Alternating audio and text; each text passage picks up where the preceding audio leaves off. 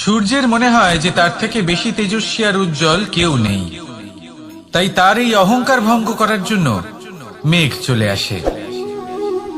তারপর এই মেঘের অহংকার বেড়ে যায় যে তার থেকে বেশি ঘন আর কেউ নেই।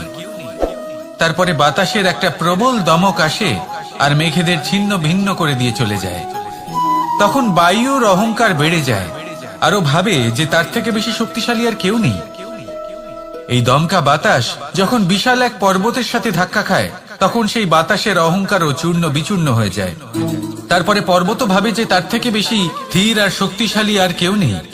তখন পৃথিবীতে ভূমিকম্প হয় আর সেই বিশাল পর্বত চূর্ণ বিচূর্ণ হয়ে যায়, তারও অহংকার ভেঙে যায়। এবার ধরিত্রীর অহংকার হতে থাকে। ধরিত্রী বলে যে আমার উপর সবকিছু টিকে রয়েছে, আমার থেকে বেশি শক্তিশালী আর কেউ নেই।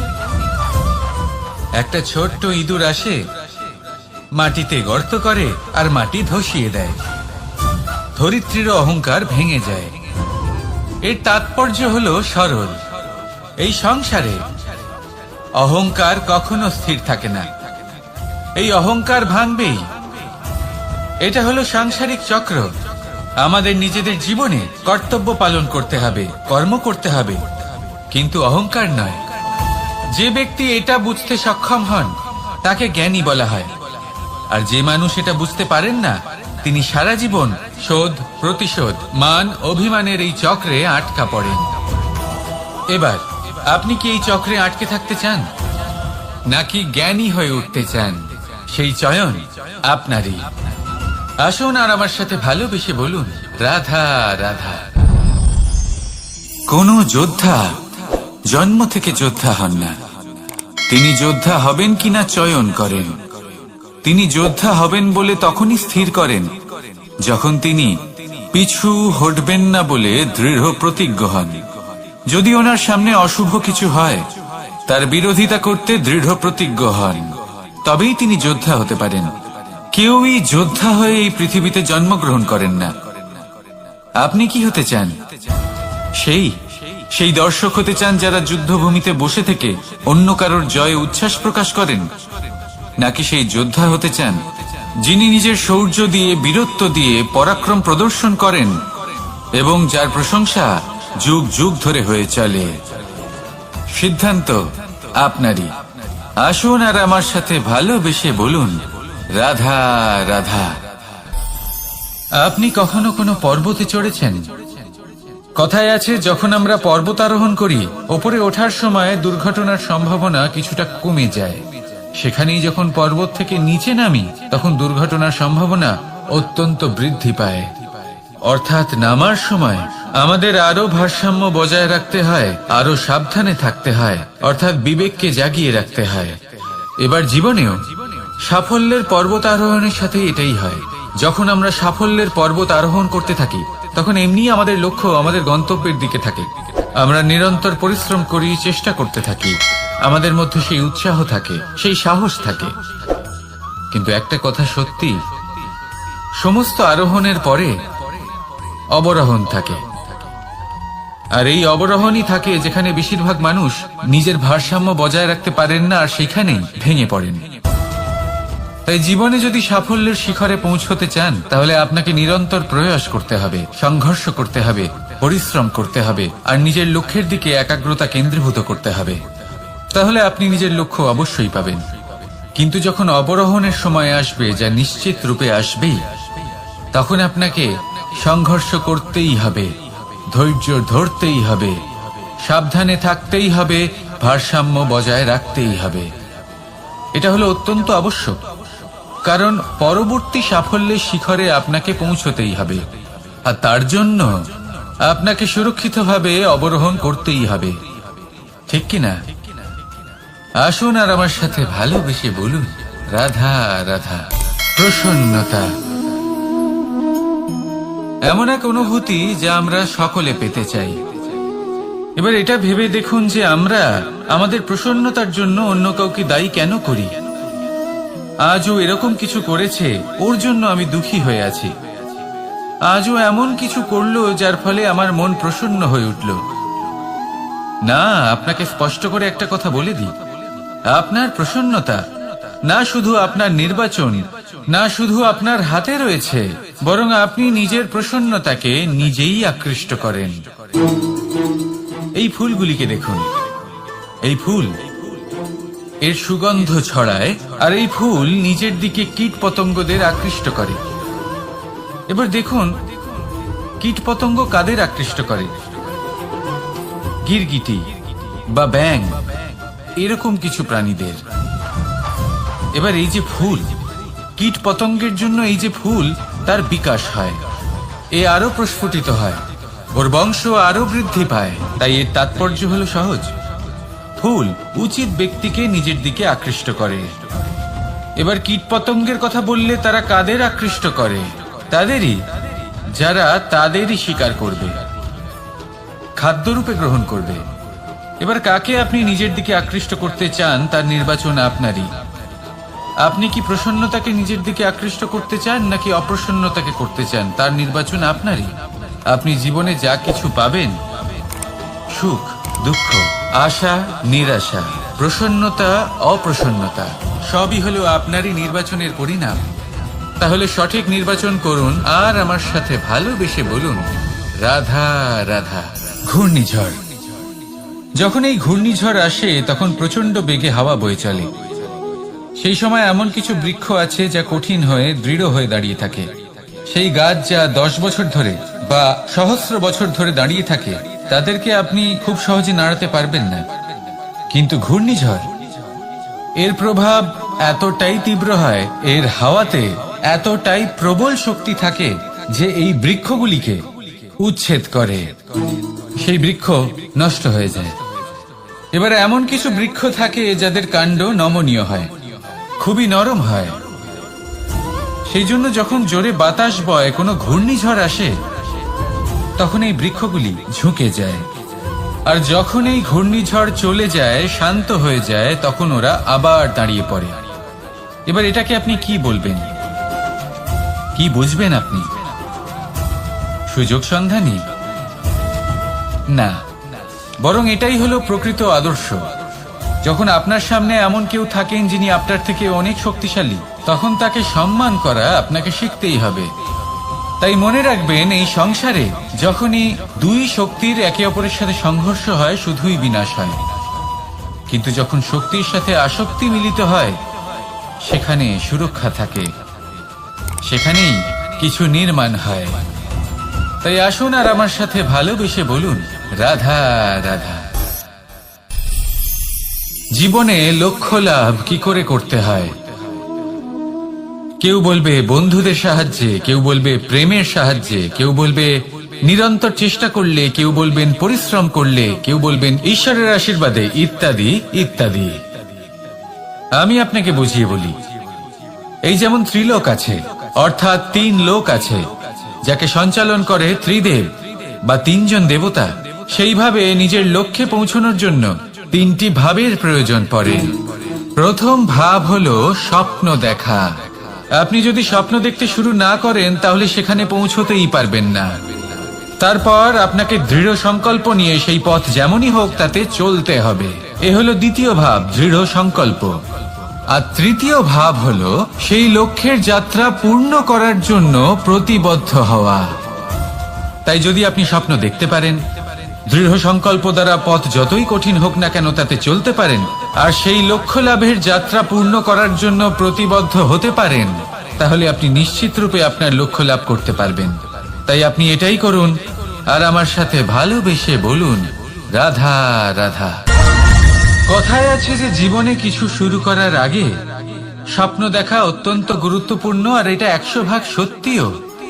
কিন্তু কিছু মানুষ স্বপ্ন দেখা শুরু না হয় করে দেন, কিন্তু তারপর থামেনি না। স্বপ্ন দেখতেই থাকেন, তারা ভাবতেই থাকেন, কর্ম করেন না। এমন সময় আপনাকে নিজেকে জাগিয়ে তুলতে হবে, নিজেকে বলতে হবে যে এবার উঠে কর্ম করার সময় এসে গেছে। কারণ আপনারা যদি অত্যাধিক বিচার করতে থাকেন, স্বপ্ন দেখতে থাকেন, তাহলে উঠে কিছুই করতে পারবেন না। আপনি শুধু একটা কাজ করুন, উঠে কর্ম করা আরম্ভ করে দিন। তারপর ভেবেচিন্তে ধীরে ধীরে নিজের কর্মকে দিশাও দিন আর তাকে উচিত গতিও দিন। কারণ এটাই হলো সাফল্যের মূল মন্ত্র। না শুধু কর্ম করুন, না ভাবনা চিন্তা করে, আর না শুধু ভাবুন কর্ম না করে। সাফল্যের মূল মন্ত্র হলো এর ভারসাম্যে। তাহলে এটাই করুন, সাফল্যকে লাভ করুন, আর আমার সাথে ভালোবেসে বলুন রাধা রাধা। ভয়, আমরা ভয়ের বিষয়ে অনেক কথা বলি, ভয়ের থেকে সবসময় দূরে পালাই। কখনো ভেবে দেখেছেন আমরা এই ভয়ের সদ্ব্যবহারও কি করতে পারি না? নিশ্চিত রূপে করতেই পারি। এমন কোনো অক্ষর নেই যার দ্বারা কোনো মন্ত্র হয় না। তাই নিশ্চিত রূপে এই ভয়েরও সদ্ব্যবহার আমরা করতেই পারি। নির্ভর করছে আপনার দৃষ্টিভঙ্গির ওপর, আপনার প্রতিক্রিয়ার ওপর। ভয় যখন সামনে আসে দুটো পথ থাকে। প্রথমটা হলো ভয়ভীত হয়ে চুপচাপ পালিয়ে যাওয়া, আর দ্বিতীয় পথ সেই ভয়ের সম্মুখীন হওয়া। সেই ভয়ে ডুবে গিয়ে দেখুন এমন কি আছে যা আপনাকে পিছনে টেনে রাখছে।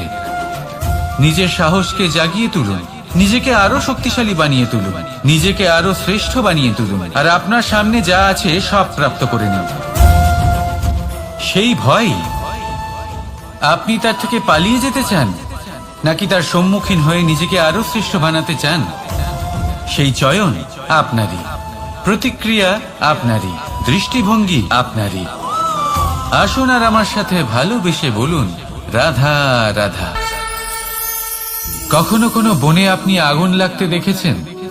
এমন ভয়ানক আগুন লাগতে পারে সমস্ত বন জ্বালিয়ে দিতে পারে। সেখানে যে বনস্পতি পাওয়া যায়, সেখান থেকে যে ঔষধি পাওয়া যায়, সবকিছু নষ্ট হয়ে যায়।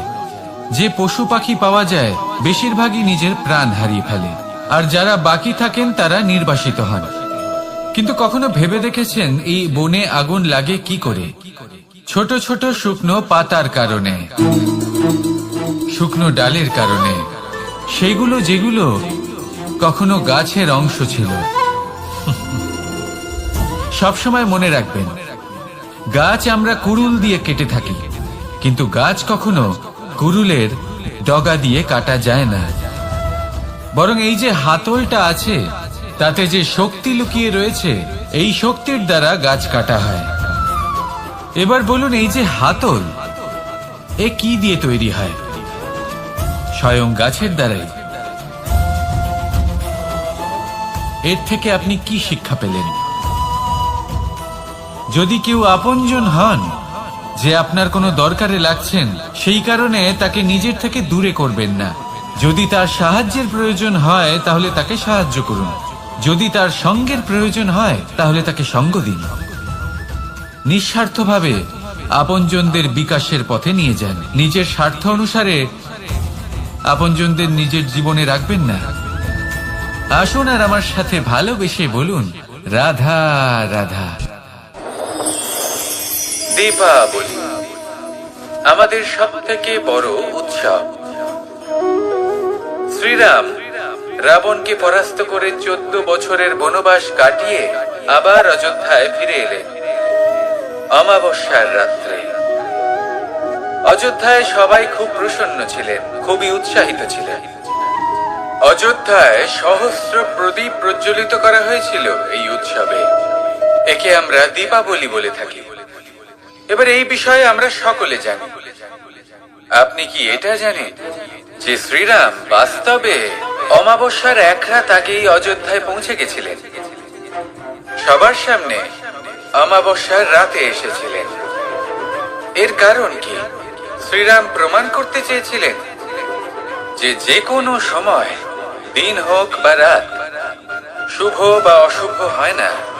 শুভ অশুভ কিছু থাকলে তা হলো মানুষের চিন্তা, তার ভাবনা, তার নির্বাচন আর তার কর্ম। নিজেই দেখে নিন, শ্রীরাম শুভ কাজ করে ফিরেছিলেন এবং অমাবস্যার মতো গভীর এক রাত্রিকেও দীপাবলিতে পরিবর্তিত করেছিলেন। এমনটাই যদি আমরা করতে পারি, তাহলে এমন কোন গৃহে যান যেখানে অসহায় ব্যক্তি রয়েছেন, যা অন্ধকারাচ্ছন্ন, আর সেখানে প্রকাশ প্রজ্বলিত করুন। প্রকাশ সহায়তা, প্রেরণা, আশা। যদি এমন কিছু আমরা করতে পারি তাহলে তাকে প্রকৃত অর্থে দীপাবলি বলা যেতে পারে। তাহলে নিজের পরিবারের সাথে দীপাবলি পালন করুন। আপনাদের শুভেচ্ছা জানাই। আসুন আর আমার সাথে ভালোবেসে বলুন, রাধা রাধা। ব্যাপারটা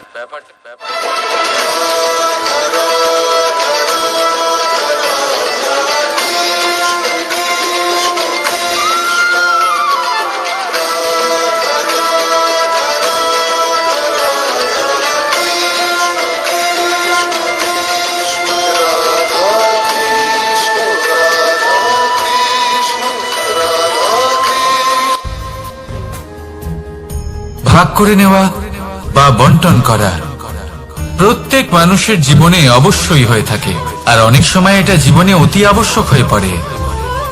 কিন্তু ভাগ করার মনোকামনা তার থেকেও বেশি গুরুত্বপূর্ণ হলো যে কোন ঘটনার আধারে এই বাটোয়ারা হলো। অনেক সময় এই বাটোয়ারা হলো শান্তির প্রতীক, আবার অনেক সময় এই বাটোয়ারা বিপ্লব ঘটাতে পারে, এমন এক বিপ্লব যা মহাযুদ্ধ ঘটিয়ে দিতে পারে। দেখুন, বাটোয়ারা সম্পত্তির হোক বা হোক ভিক্ষার, শিক্ষা কিন্তু একটাই। জীবনে অনেক সময় বাটোয়ারা দরকার হতে পারে, কিন্তু যতদূর সম্ভব তা এড়িয়ে চলুন, একসাথে মিলে এগিয়ে চলুন। কারণ দেখুন, এই যে বাটোয়ারা ভাগ করে দেয়, আর সেখানেই একতা আপনাকে অগ্রসর করে। তাহলে আপনিও এটাই করুন, একসাথে মিলে সামনে এগোন, আর আমার সাথে ভালোবেসে বলুন, রাধা রাধা। আত্মীয় স্বজন কারা হন? তারাই যারা সুখে দুঃখে পাশে থাকেন, তারা যারা বিপদের সময় আপনার পাশে এসে দাঁড়ান। এবার দেখুন, একটা প্রশ্ন করব আপনাদের, সব থেকে ঘনিষ্ঠ, আবশ্যক এবং গুরুত্বপূর্ণ আত্মীয় কারা, বিশেষ করে বিপদের সময়? কেউ বলবেন মাতা, কেউ বলবেন পিতা, কেউ বলবেন ভাই বোন, ইত্যাদি ইত্যাদি। এবার ভাবুন, আপনি বড় হয়ে গেছেন, আপনি বাড়ি থেকে দূরে চলে গেছেন, পেট ভরানোর জন্য আপনাকে প্রত্যেক দিন চেষ্টা করতে হয়। এমন সময় যদি আপনার জীবনে বিপদ এসে পড়ে, তাহলে কখন আপনার খবর ওনাদের কাছে পৌঁছবে? কতক্ষণে ওনারা সাহায্য করতে আসতে পারবেন?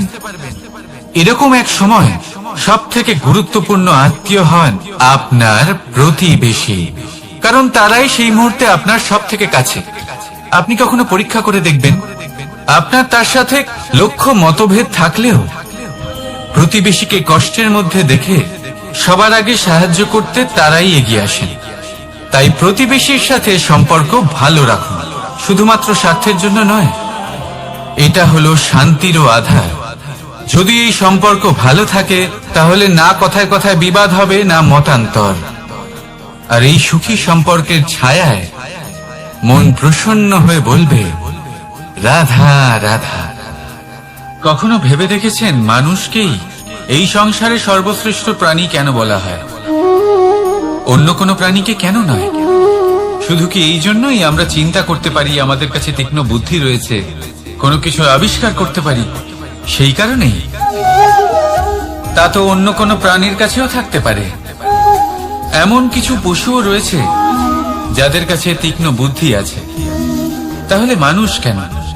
কারণ মানুষের কাছে এমন কিছু রয়েছে যা অন্য প্রাণীর কাছে নেই, মানবতা। মানবতা যা সর্বপ্রথম এগিয়ে যেতে চাইলেও যদি পথে কেউ ধাক্কা খেয়ে পড়ে যায়, তাকে আগলে রাখতেও জানে। মনে রাখবেন, আপনার সব থেকে বড় পরিচয় আপনার নাম, আপনার সম্পত্তি বা আপনার ধর্ম নয়।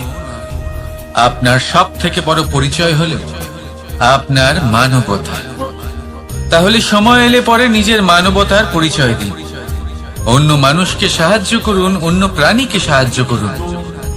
একা একা পথ চলা হলো পশুদের প্রবৃত্তি। মানুষ হলেন তিনি যিনি অন্যের জন্য প্রাণও দিতে পারেন। মানুষ হলেন তিনি যিনি অন্য মানুষের প্রাণ বাঁচান। সেই মানবতাকে জাগিয়ে তুলুন, আর এই জীবন বাঁচতে শুরু করুন। আর হ্যাঁ, আমার সাথে ভালোবেসে বলুন, রাধা রাধা। এই সংসারে মাতা পিতা তার সন্তানকে সব থেকে বড় উপহার কি দিতে পারে? বৈভব, সুযোগ সুবিধা, বাড়ি, নাকি আশেপাশের পরিবেশ? এই সংসারে মাতা পিতা তার সন্তানকে সব থেকে বড় উপহার শিক্ষা দিতে পারেন, কিন্তু তার জন্য সময়ের প্রয়োজন হয়। এবার এই সময় অত্যন্ত অদ্ভুত। সময়ের ধারণা সবার রয়েছে। কখনো কখনো কিছু কঠিন সময় বরদানের মতো আমাদের সম্মুখে আসে। এরকম কোন সমস্যার কথা যদি আমি বলি, যেমন যুদ্ধ, মহামারী, মহা অসুখ, এরকম সময় আমাদের কাছে যথেষ্ট সময় থাকে। এই সময় আমরা চিন্তা করি, ভয়ভীত হই, কে জানে কত সম্পত্তির ক্ষয়ক্ষতি হবে। এবার এই সময় কিভাবে কাটিয়ে ওঠা যায়? অশুভ চিন্তা তার মনের মধ্যে বাসা বাঁধে। সে বুঝতে পারে না সে কি করবে। আমি বলবো, চিন্তা ত্যাগ করুন, এই ভয়কে ত্যাগ করুন। আর মনে রাখুন একটা গুরুত্বপূর্ণ কথা, যে ঈশ্বর আপনাকে বরদান দিয়েছেন যাতে আপনি নিজের কর্তব্য পূর্ণ করতে পারেন। কর্তব্য, নিজের পরিবারকে সময় দেওয়া, নিজের সন্তানকে শিক্ষা দেওয়া। তাদের সাথে বসুন, কথাবার্তা বলুন, আলোচনা করুন। কিছু কথা তারা বলবে, কিছু আপনি বলবেন, কিছু আপনি শিখবেন, কিছু তারা শিখবে। তাদের সাথে খেলা করুন, তাদের সাথে পূর্বপুরুষের গল্প করুন। এইসব করলে তাতে না শুধু তাদের ভবিষ্যৎ উজ্জ্বল হবে, বরং আপনিও সন্তুষ্টি পাবেন। ভয়ভীত হবেন না। আজ বর্তমানে আপনি কি করতে পারেন যাতে আপনার বর্তমান সঠিক হবে এবং ভবিষ্যৎ উজ্জ্বল হবে, তাতে একাগ্র হন। সব কিছু শুভ হবে। রাধা রাধা। দাদা আমাকে সব সময় জিজ্ঞাসা করেন যে, কানাই, তোমার এই মুখের হাসি, তোমার মুখে সব সময় কেন থাকে, কিভাবে থাকে? সামনে শত্রুপক্ষকে দেখেও ধৈর্য হারাও না, কেউ তোমার নিন্দে করলেও তার সাথে ঝগড়া করো না, কেউ তোমার বিষয় খারাপ ভাবলেও তাকে ঘৃণা করো না। কিভাবে আর কেন করো? আপনার মনেও নিশ্চয়ই এই প্রশ্ন আসে। এবারে বলি, এর উত্তর অত্যন্ত সরল। কখনো দেখেছেন গরু আর তার বাচ্চাকে কিভাবে সে তার মায়ের দুগ্ধ পান করে? সুখে থাকে, কারণ ও জানে যে ওর মা এই দুগ্ধরূপী অমৃত ওকে খাওয়াতেই থাকবে। ও জানে যে এই সময় শুধু ওর জন্য, যাতে ও নিজের মায়ের এই দুগ্ধরূপী প্রসাদ গ্রহণ করতে পারে, আর সেই জন্য ও সুখে থাকে। সেইভাবেই এই জীবন হলো ভালোবাসা। এতই ছোট হলো এই জীবন যে ভালোবাসার জন্য কম পড়ে যায়। ঘৃণা করে কেন সময় নষ্ট করব? আমি এটাই করি, আপনিও এটাই করুন। ভালোবাসুন, সবার মধ্যে ভালোবাসা ছড়ান, আর এই ভালোবাসার সাথেই বলুন রাধা রাধা। পরীক্ষা এমন একটা শব্দ যেটা শুনে সংসারের বেশিরভাগ মানুষই ভয়ভীত হয়ে পড়েন। কারণটা কি? অসফলতার ভয়। পরীক্ষা এই শব্দের যদি আমি অন্য দিকটা দেখাই, তার তাৎপর্য এই নয় যে আপনার দুর্বলতা সবার সামনে তুলে ধরবে। এটা তো হলো সেই যুক্তি যা আপনার বল, সাহস, শক্তিগুলি সবার সম্মুখে তুলে ধরবে। আগে হ্যাঁ, এটাই হলো সেই যুক্তি। আপনি নিজেই কখনো দেখবেন পরীক্ষার সময় আপনার অন্তরের অনেক গুণ বাইরে বেরিয়ে আসে। এমন কোন শক্তির উদ্ভব হয় যার বিষয়ে আপনি নিজেও জানতেন না, ঠিক কিনা? তাই এই পরীক্ষাকে কখনো ভয় পাবেন না। বিশ্বাসের সাথে নির্ভীক হয়ে এটার সম্মুখীন হন। দিনের শেষে এই পরীক্ষা শুধুই আপনাকে উজ্জ্বল করবে, আপনাকে আরো শ্রেষ্ঠ করে তুলবে। তাহলে আসুন আমার সাথে ভালোবেসে বলুন রাধা রাধা। ভগবান আর ভুল, এই দুই একই অক্ষর দিয়ে শুরু হয়। শুধু তাই নয়, এদের দুজনের রাশিও সমান। এবারে আপনারা বলবেন যে ভগবান, ভুল, এদের মধ্যে কিভাবে মিল থাকতে পারে? অনেক বড় মিল আছে। না শুধু এ এক অক্ষর দিয়ে শুরু হয়, বরং এদের বিজয় মন্ত্রটাও এক। ভগবানকে মানুন, তাকে বিশ্বাস করুন, তাকে স্বীকার করুন। এটা করলে মনের দৃষ্টি থেকে ভগবানকে দেখা যায়, আর উনি আপনাকে সমৃদ্ধ করে তোলেন। ভুলের সাথেও এটাই ঘটে। নিজের ভুল স্বয়ং মেনে নিলে, স্বীকার করে নিলে সব কিছুই স্পষ্টভাবে দেখতে পাবেন। যেদিন থেকে আপনি নিজের ভুল মেনে নিতে শিখবেন, সেদিন থেকে সেই ভুল শোধরানোর প্রক্রিয়াও শুরু হয়ে যাবে। আপনি বুঝে যাবেন নিজের ভুল কিভাবে শোধরাতে হয়। তাই মনে রাখবেন, নিজেকে শ্রেষ্ঠ করে তোলার জন্য নিজের ভুল স্বীকার করা অত্যন্ত প্রয়োজনীয়। এই জীবনে শান্তি আনার জন্য ঈশ্বরকে মেনে নেওয়া অত্যন্ত প্রয়োজনীয়। সবসময় নিজের গুণ এবং নিজের দোষ মনে রাখবেন। আজীবন সুখী থাকবেন। রাধা রাধা।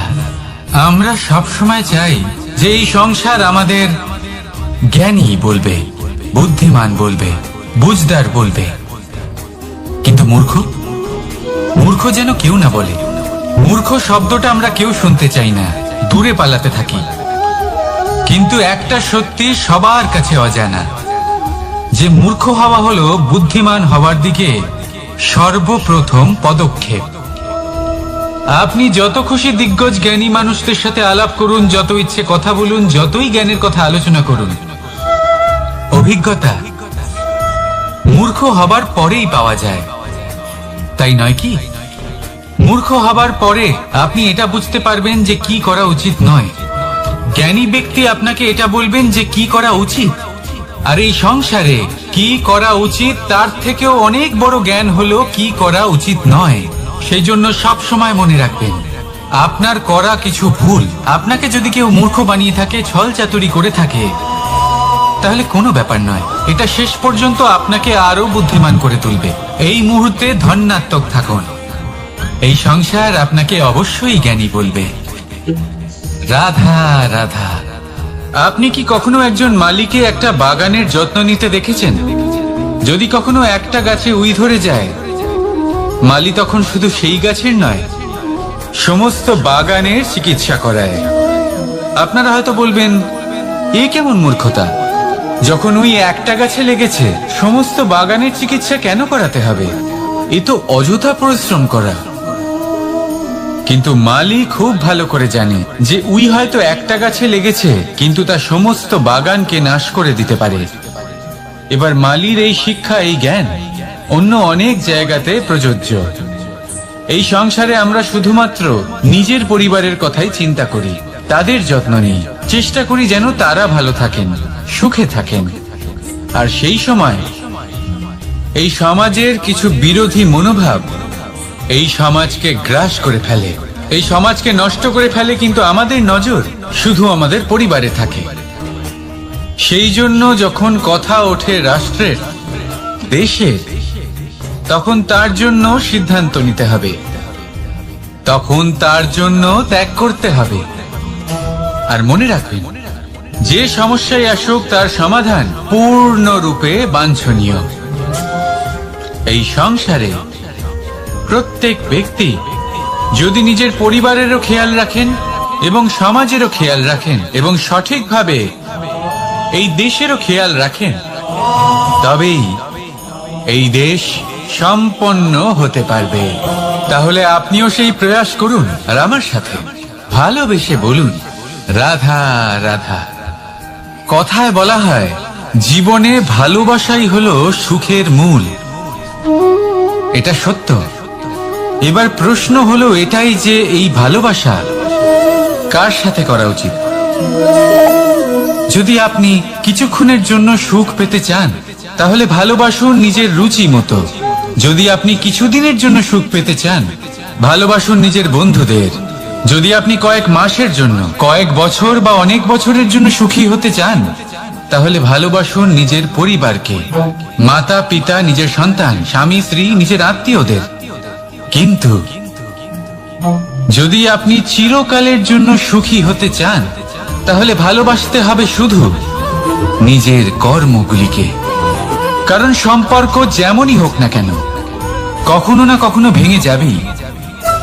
এই সংসার হলো এমনই যে যাদের সঙ্গ আমরা পাই তাদের সঙ্গ একদিন ত্যাগ করতে হয়। শুধু কর্মই হলো এমন এক সঙ্গ যা কখনো আপনাকে ত্যাগ করবে না। আপনার মৃত্যুর পরেও এই কর্ম আপনাকে বাঁচিয়ে রাখবে। তাই সবসময় মনে রাখবেন, এই কর্ম ধর্ম মনে করে পালন করা উচিত। জীবনের শেষ মুহূর্ত পর্যন্ত কর্মকে ভালোবাসুন। জীবনের শেষ মুহূর্ত পর্যন্ত সুখে থাকবেন। আর আমি তো সবসময় বলি, শুধু কর্ম করতে থাকো, ফলের চিন্তা করো না। তাহলে আসুন আর আমার সাথে ভালোবেসে বলুন, রাধা রাধা। দ্বিধাবোধ। অনেক সময় আমরা জীবনে সেই বাঁকে এসে পৌঁছই যেখানে আমরা বুঝতেই পারি না যে এবার কোন দিক নির্বাচন করা উচিত। কখনো এদিকে যাওয়া উচিত মনে হয়, কখনো ওদিকে যাওয়া উচিত মনে হয়, কখনো দুদিকেই যাওয়া প্রয়োজনীয় বলে মনে হয়, কিন্তু তা তো সম্ভব নয়। কখনো কখনো এটা মনে হয় যে এখানেই থেমে যাওয়া ভালো, কোথাও না যাওয়াই শ্রেয়। এবার একেই তো দ্বিধাবোধ বলে। সংসারে এমন কোনো দ্বিধা নেই যার সমাধান সম্ভব নয়। এই দ্বিধাবোধ স্বাভাবিক। আর আপনার এই দ্বিধাকে আমি একটু সরল করে দিই। দ্বিধাগ্রস্ত হয়ে নির্বাচন করলে তখন এটা মাথায় নিয়ে করবেন যে আপনার এই নির্বাচনের ফলে এই সংসারের ওপর, এই সমাজের ওপর কি প্রভাব পড়তে পারে।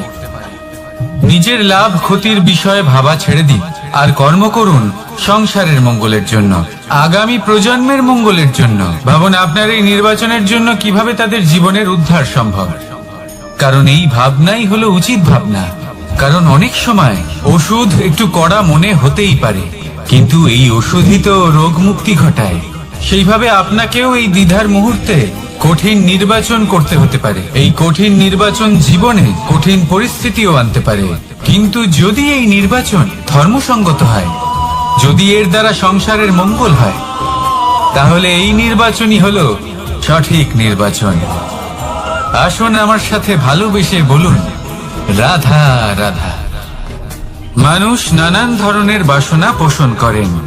তাদের নানান ইচ্ছে থাকে, অভিলাষা থাকে, নানান কামনা করতে থাকেন, স্বপ্ন দেখেন, প্রার্থনা করেন যেন তা সফল হয়, নিজের সম্পন্নতা কামনা করেন, আর শেষে নিরাশ হয়ে যান কারণ এসব কিছুই পান না। আপনাকে একটা ছোট্ট উদাহরণ দিই। জঙ্গলের রাজা কাকে বলা হয়? সিংহকে। এবার যেহেতু সিংহ বনের রাজা, তাই হরিণ তো তার কাছে এসে এটা বলতে পারে না যে আপনি হলেন বনের রাজা, তাই আপনি আমাকে মেরে ফেলুন, আমাকে খেয়ে ফেলুন আর নিজের ক্ষুধা নিবারণ করুন। এমন তো হয় না। সিংহ যতই বনের রাজা হোক, তাকেও পরিশ্রম অবশ্যই করতে হয়, তবেই তার ক্ষুধা নিবারণ হয়। সেইভাবেই আপনার সমস্ত স্বপ্ন, আপনার সমস্ত ইচ্ছে, আপনার সমস্ত অভিলাষা, সমস্ত আকাঙ্ক্ষা পূরণ হবেই, অবশ্যই হবে, পরিশ্রমের দ্বারা। শুধু ভাবলেই হবে না। তাহলে আপনিও জীবনে পরিশ্রম করুন, নিজের সমস্ত স্বপ্ন পূরণ করুন, আর আমার সাথে ভালোবেসে বলুন, রাধা রাধা। আপনি কি কখনো কোনো উঁচু পর্বতের শিখরে পৌঁছতে পেরেছেন? যদি পৌঁছে থাকেন বা যদি আপনি কোনো উঁচু পর্বতের শিখরে যান, তাহলে ভালো করে দেখবেন, আপনি যত উঁচুতে অগ্রসর হতে থাকবেন, আস্তে আস্তে সমস্ত বনস্পতি বিলুপ্ত হতে থাকে। তারপরে সমস্ত গাছপালা, পশু পাখি সব বিলুপ্ত হতে থাকে। শেষ পর্যন্ত সেই শিখরে থেকে যায় শুধুমাত্র শান্তি, নীরবতা। আমাদের মানুষের সাথেও এটাই হয়। মানুষ যখন আত্মবিকাশের পথে অগ্রসর হতে থাকে এবং নিজের জীবনের শিখরে পৌঁছতে চায়, তখন তার একা থাকা অত্যন্ত প্রয়োজনীয় হয়। আর তাকে তখন ত্যাগ করতে হয় নিজের সুখ স্বাচ্ছন্দ্য, নিজের সম্পত্তি, নিজের সমৃদ্ধি, নিজের সৌন্দর্য। দেখুন, জীবনের শিখরে পৌঁছানো একেবারেই সহজ কাজ নয়। এ হলো অত্যন্ত দুর্গম এক পথ, কিন্তু যদি আপনি সেখানে পৌঁছতে চান, তাহলে আপনাকে ত্যাগের প্রবৃত্তি জাগিয়ে তুলতে হবে।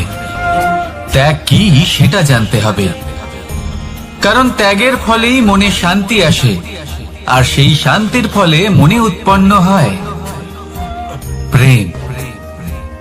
আর এই প্রেমই হলো জীবনের অন্তিম লক্ষ্য। তাহলে আসুন আমার সাথে ভালোবেসে বলুন, রাধা রাধা। মানুষ বলেন প্রেমে অনেক শক্তি আছে, আর এটা সত্যিও বটে। প্রেমে এতটাই শক্তি থাকে যে শত্রুতার বড় বড় স্তম্ভকেও এত সহজে ফেলে দিতে পারে। কিন্তু আপনি দেখে থাকবেন, যারা অধিক শক্তিশালী হন তারা দুই ধার সম্পন্ন তরোয়ালের মতো হন। কারণ এই প্রেম যদি আচরণে থাকে, মনে থাকে, বিচার বুদ্ধিতে থাকে, তাহলে তা শুভ হয়। এই প্রেম সৃজন করে। কিন্তু প্রেম যদি ব্যবসার অঙ্গ হয়, যদি এই প্রেমের ব্যবহার নিজের স্বার্থ, নিজের অহংকারের জন্য করা হয়, তাহলে তা সংসারের বিনাশ ঘটাতে পারে। রাধা প্রেমের ব্যবহার করেছে শাম্বের কারণে, আর শাম্ব সেই প্রেমের ব্যবহার করেছে নিজের অহংকার, নিজের স্বার্থ সিদ্ধির জন্য। শেষ পর্যন্ত ক্ষতি শাম্বের হলো না, হলো প্রেমের। তাই মনের মধ্যে প্রেম ভাব অবশ্যই রাখুন, নিজের আচরণেও প্রেম ভাব বজায় রাখুন, কিন্তু সতর্কও থাকবেন আপনার এই প্রেম একে নিয়ে কেউ ব্যবসা না করে ফেলে। আসুন আর এই ভালোবাসার সাথেই বলুন, রাধা রাধা। ফলটা দেখছেন আপনি? এটা সেই ফল যেটা গাছের সবচেয়ে উঁচু ডালে পাওয়া যায়, কিন্তু যখন এটা খসে পড়ে তখন এটা আকাশের দিকে যায় না যা ওপরে আছে, সে যায় সেই ভূমির দিকে যে নিচ থেকে তার দিকে তাকিয়ে থাকে। কেন? কারণ এই ফলের নিজের উচ্চতার ধারণা মাটির থেকে নিজের দূরত্ব দেখে হয়। এই ব্যাপারটাই আমাদের মানুষের জন্যও খাটে। যদি আপনি সম্পন্ন হন, তাহলে তাদের সাহায্য অবশ্যই করবেন যাদের সামর্থ্য আপনার থেকে কম, যাদের সাহায্যের অত্যন্ত প্রয়োজন। আপনার সামর্থ্য বেশি কারণ তাদের আপনার থেকে সামর্থ্য কম। দেখুন, জীবনে আনন্দ শুধু বড় হওয়ায় নয়, বরং তাদের সাহায্য করেও আছে যারা কোনো কারণবশত আপনার থেকে নিচে রয়ে গেছেন। আর যখন একটা ফল এই কথাটা বুঝতে পারে, তখন আপনি নয় কেন, রাধা রাধা। সময় বড়ই বিচিত্র অনুভব দেয়। যখন অপেক্ষা করছেন তখন অনেক লম্বা হয়ে যায়। প্রতিটা মুহূর্ত একটা গোটা দিনের মতো মনে হয়। ঠিক সেইভাবেই যদি কোথাও যেতে দেরি হয়, তখন সময় দৌড়তে থাকে, প্রসন্নতায় বয়ে যায় আর নিরাশায় থমকে যায়। আপনদের সাথে থাকলে সময়ের খেয়ালই থাকে না, শত্রুদের সাথে থাকলে সেই সময়ই খারাপ হয়ে যায়। কিন্তু এটাই কি সত্যি বাস্তব? না, সময় তো সময়ই হয়, নিজের গতিতেই চলে। শুধু সেই গতির আভাস আমাদের মানসিক অবস্থা অনুযায়ী বদলে যেতে থাকে। তাই এই সমস্যা সময়ের নয়, আমাদের মানসিকতা।